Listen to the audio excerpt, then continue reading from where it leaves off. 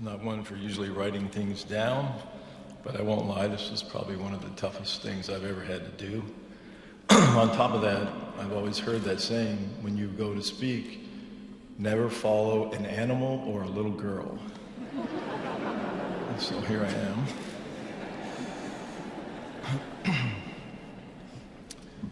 I think if we look around the room, of all the people that have come from so far, and the names of the people that have been a part of his life, that have traveled here today, I think it speaks a lot about Dwight and what he was all about, and his heart and what he gave. And I want to start first by giving my condolences to Kelly, and also to Casey, Riley, and Mac. We're also here. I know this is a difficult and sad day for all of us as we gather here and to honor, to celebrate, and to say goodbye to a husband, a father, a teammate, and most importantly, an old friend. One of the more probably shocking days of my life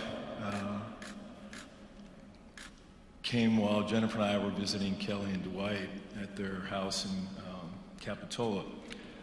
I was in the backyard with Dwight by myself. Jen and Kelly were inside, and we were out by the barbecue, and he uttered some words to me that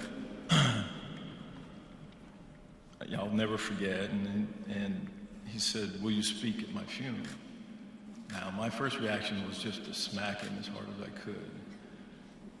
But when I looked into his eyes, I realized that he was serious, and obviously I graciously accepted, and I'm honored to be here today. I did have a few other choice words for him that I can't say in this facility, but I could tell you them later. But DC, or as Freddie Solomon alluded to, Hercules, was a nickname that he got, although I was reminded by Casey last night that he also could have been called Tarzan. Because I don't know if you guys remember, but after a long, hard practice or one of the double days, he had the most amazing Tarzan yell that bellowed through the locker room, just in the pure joy of releasing the tension that was there from the long day. The one thing about Dwight was he had great charisma, good looks, and that southern draw. He could charm anyone. People loved being around him, and he loved being around them. The memories he leaves behind, I think not only I, but we will all cherish. We had some good times along the way, I promise you that. Didn't we, boss?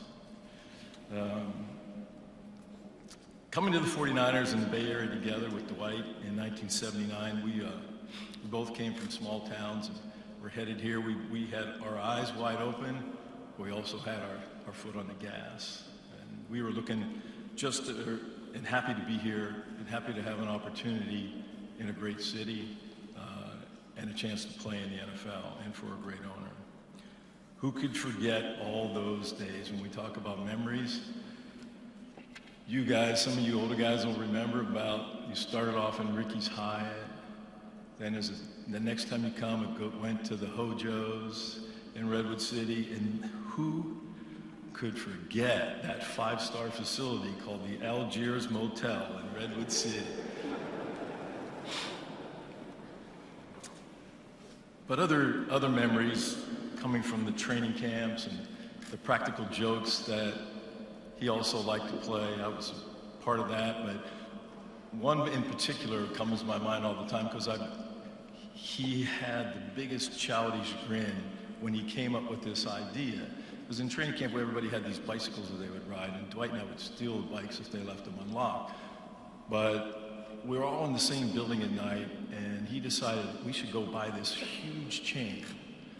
And when everyone was in the meeting, we'd get a break for 5 minutes. He wanted to line up all the bikes, put this chain through it, and then lock it to Tim McKayer's moped. And then he begged the coach to get out early so we could go lock ourselves in our room before everyone else got out.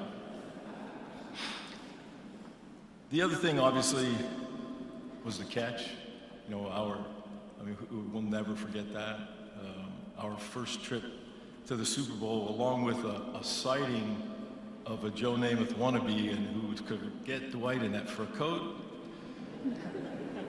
One of the other things about him was he had one thing went wrong. He ended up having knee surgery, and when you talk about a little kid, he was standing around the pile, and Randy White rolled up over his knee, and he tore his ACL. And when I went to visit him in the hospital, I took him a poster of Randy White and had a bullseye on his knee, and I gave him a little dart gun so he could shoot at Randy from his bed. I've never seen as much joy from someone with a knee injury in his life. And I think one of the other things is that I think people didn't realize, but not only for all of us, but for me especially, Dwight was always there. You know, you didn't get a chance to see the things that he would do off the field. He never questioned you, never said what or booed anyone, but if you needed him, he was always there. And as a teammate, I think he was probably the consummate blue-collar wide receiver. You know, he got all those glamorous routes to run, like the hitch, the slant, the quick out. Oh, Dwight, you got to clear this time. I'm going to try to get JT or Jerry open. And eventually, he took a back seat to JT and JR, but you never heard him complain. You know, he always had a smile on that big country smile on his face. You know, he was a fierce competitor, and he was loyal, and he was compassionate. You know, we were playing in New York in one of the playoff games, and I ended up getting a concussion, and he actually asked if he could stay back with me to make sure I was okay. But I think what happened really, though, he found out we were staying at the Waldorf, and we were going to Mr. DeBartolo Sr.'s favorite Italian restaurant that night. So I think he was looking for a free meal, actually. But, you know, as I think about him, and I think that I sit there and I watched, you know, my ex-teammate and friend kind of dwindle away and become a shadow of himself, I tried not to think about where he was headed, but I thought about all the good times. And when we were together, I tried to make him laugh as much as I possibly could. He never complained about the situation was in ever, and you never heard it come out of his mouth. And so I try, as I look back, and I don't think of him as I last saw him, I try to think of him in those times when we were still on Bill Walsh's bike,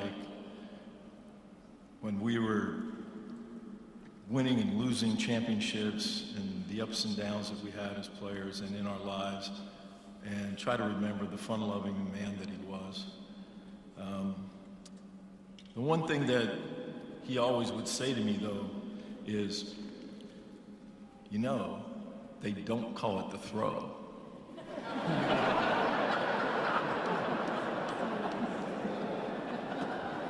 And so, in ending, I will say to you, DC, yes, that's true, my friend, and I will catch you on the other side. I love you, and I miss you, and it was a pleasure having you in my life.